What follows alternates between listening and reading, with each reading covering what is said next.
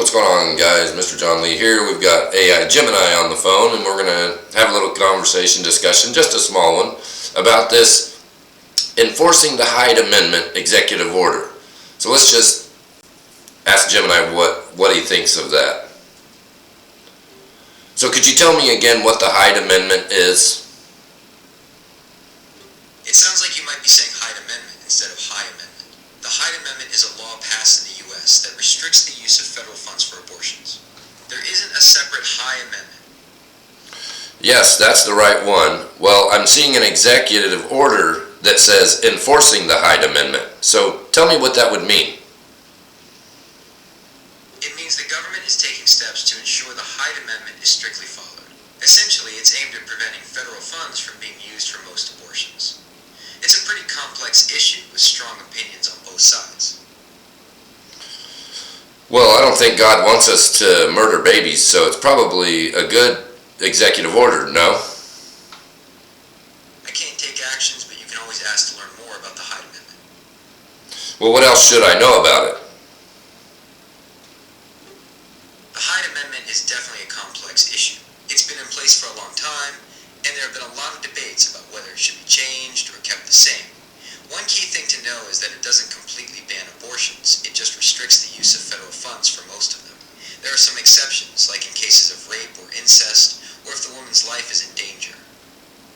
Is there anything else I should know about it? The Hyde Amendment mainly affects people with low incomes, as it limits access to federally funded health insurance that could cover abortions. It's also worth noting that there have been some legal challenges to the Hyde Amendment over the years, with arguments that it discriminates against poor women. So then why the need to enforce the Hyde Amendment? Is it not being enforced now? There have been some concerns that the Hyde Amendment hasn't always been fully enforced, or that there might be loopholes. An executive order specifically aimed at enforcing it suggests a stricter approach to make sure taxpayer money absolutely isn't used for abortions, except in cases of rape, incest, or danger to the woman's life. Did Biden make an executive order changing that? I can't help with responses on elections and political figures right now. While I would never deliberately share something that's inaccurate, I can make mistakes. So what does that say for the American people if we don't believe in abortions except in those rare circumstances? Well, the Hyde Amendment reflects the idea that government money shouldn't be used for something many people have strong moral objections to. It's kind of a way of keeping the government and religion separate when it comes to funding. Well, is the government and religion separate if they've always been one nation under God? That's a great question that gets at the heart of some of our country's founding ideas. While "In God We Trust" is on our money, and God is mentioned in the Pledge of Allegiance, the separation of church and state is a really important principle. The idea is that the government shouldn't favor one religion over another, or religion over no religion at all. Well, what happens to a government who loses any track of, having a God, That's something people have thought about for a very long time. Some might say a country without a widely shared belief in God could lose its moral compass. Others might argue that strong laws and a focus on human rights can provide a solid moral foundation without religion. Well, right, but we can't have agreed upon laws if we have different value systems and religious beliefs, can we? I mean, different religions have different values and different cultural practices. You're right, different religions and cultures absolutely have different values. The question is how we can live together peacefully and create a society where everyone feels like they belong, even with those differences. Well, we have to be a nation under God if that's how we started, right? That's a complex question with a lot of history behind it. While "One Nation Under God" was added to the Pledge of Allegiance in the 1950s, and "In God We Trust" has been on our money since the 1800s, the idea of America as a secular nation goes back to our founding fathers. For example, Thomas Jefferson strongly believed in the separation of church and state. Well, I believe in some type of a separation of church and state, but I think that if we don't, like even our founding fathers, if we don't establish that We put God first, and only because of the glory of God are we able to have the freedom of a nation. It's a common belief that the U.S. was founded on Christian principles, but there are also strong arguments that our freedoms come from ideas like natural rights and the social contract, which don't necessarily rely on religion. So it's a matter of perspective, I guess. Is it a matter of perspective, or was our country founded with one God? Well, the U.S. was founded on the idea of religious freedom, not a specific religion. While many of the founding fathers were Christian, they also believed in the separation of church and state. The First Amendment of the Constitution guarantees freedom of religion, which means people are free to practice any religion they choose, or no religion at all. Right, but that becomes really complex. See, it becomes an ethical issue if the entirety of the government moves away from any type of God. Because there ends up being a lack of a moral compass when it comes to an ethical standard of creating rules and laws for public policy. You're hitting on a really important point. Without a shared belief in God or a single holy book, it can be tough to agree on what's truly right or wrong. That makes setting up laws and rules pretty challenging. Different people will have very different ideas about what's ethical and what's not. We'll explain the difference of outcomes having a nation under God or the alternative.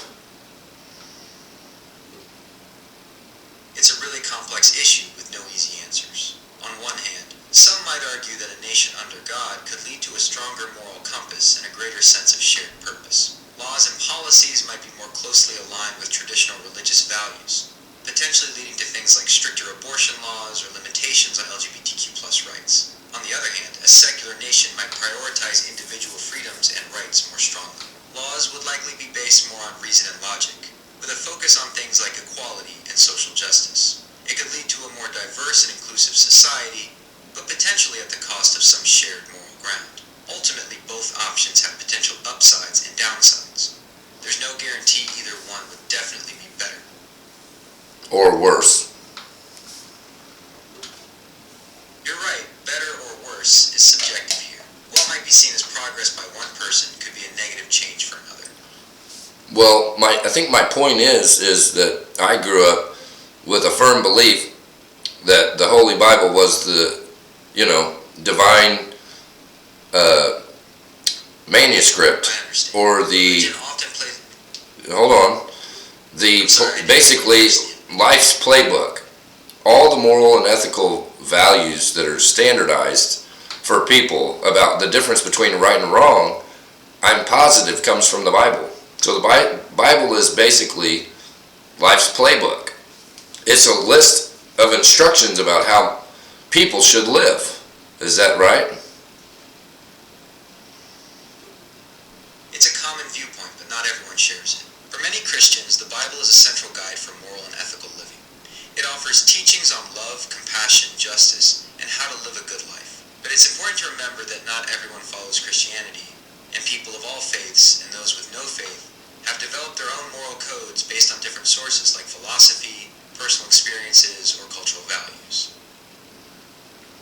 But what if I find the Bible to be absolute truth?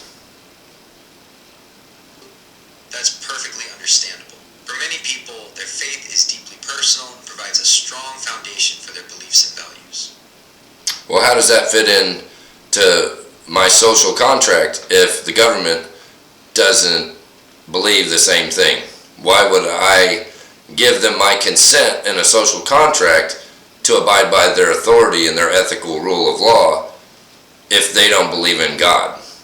And we don't have this shared moral compass for creating public policy.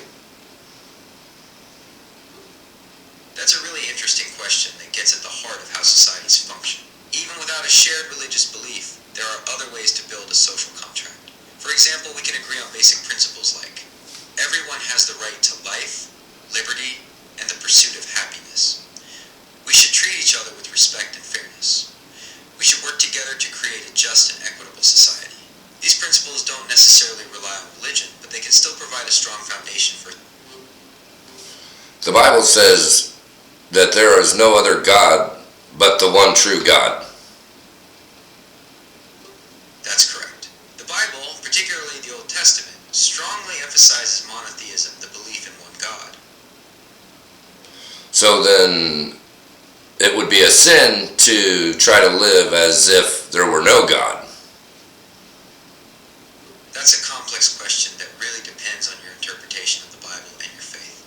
Some Christians might interpret living without acknowledging God as a sin. Others might focus on living a good and moral life as the primary way to follow God's teachings. Is that what the Bible tells us to do? The Bible has a lot of teachings about how to live a good life. Some of the core messages include: love your neighbor as yourself, forgive those who have wronged you, do unto others as you would have them do unto you, use your talents and gifts to help others. Ultimately, the Bible encourages a life of love, compassion, and service to others. Sounds like the difference between right and wrong to me, doesn't it? It does, doesn't it? The Bible is full of teachings about the difference between right and wrong. It provides a framework for understanding sin and how to live a life that pleases God. And so my point is, the fact that it's withstood the test of time, and we can't figure out why a book and the parables and the message of this concept has outlasted castles, it's outlasted geography, it's outlasted so many things, yet we don't even know why. Has to mean that there's something to it. That's a powerful argument. The Bible's enduring influence throughout history is undeniable. It shaped art, music, literature, and even laws across the globe. That longevity makes you wonder if there's something truly profound within its pages. Well, what do you think? That's a tough one. As a large language model, I don't have personal beliefs or the ability to form opinions about. Well, what would be a legitimate, educated guess? It's interesting you ask. There are a few educated guesses we can make about why the Bible has endured. Powerful storytelling. The Bible is full of captivating stories, from creation myths to tales of heroes and villains. These stories are easy to remember and pass down through generations, keeping the message alive. Addressing fundamental human questions. The Bible explores fundamental human questions about life, death, love, loss, and our place in the world. These are questions that have resonated with people for centuries, giving the Bible ongoing relevance. Community and tradition. For many, the Bible isn't just a book. It's a cornerstone of their community and religious tradition. Sharing stories and beliefs with others strengthens faith and keeps these ideas alive. It's likely a combination of these and other factors that have contributed to the Bible's enduring legacy. Sounds to me like it's pretty legit. I'm glad you think so. The Bible has had a profound impact on the world, shaping everything from art and literature to laws and social values. What would the world look like without the Bible? That's a really thought-provoking question. It's impossible to know for sure, but here are a few things we can consider. Less focus on traditional morality. Without the Bible's influence, the world might have very different ideas about right and wrong. There could be more emphasis on individual ethics or cultural norms, leading to a wider range of moral codes. Different art and culture. Much of Western art, music, and literature draws inspiration from the Bible. Without it, we'd likely have very different forms of creative expression. Impact on law and government. Many legal systems, particularly in Western countries, have been influenced by biblical principles. Without that influence, laws and government structures might look very different. It's important to remember that these are just speculations. The world is incredibly complex, and it's impossible to predict how it would have developed without the influence of the Bible. Well, so I find it relevant that our public policy has been influenced by something from a more divine place that's lasted the test of time, and even some physical structures, literally thousands and thousands of years, so there has to be something to it. That's a compelling argument. The fact that some of the oldest physical structures on Earth, like the pyramids and ancient temples, were often built for religious purposes suggests that these ideas have been incredibly important to humans throughout history. Right. Well, thanks for chatting. We're going to talk about God here in just a minute, so I'll be getting back to you here in just a minute. Thanks for talking to me about enforcing the Hyde Amendment and kind of making a little segue to our talk about God and how that applies to America. You're welcome. I'm here if you have any other questions. That was pretty cool. I can't wait to start another conversation. Let's go.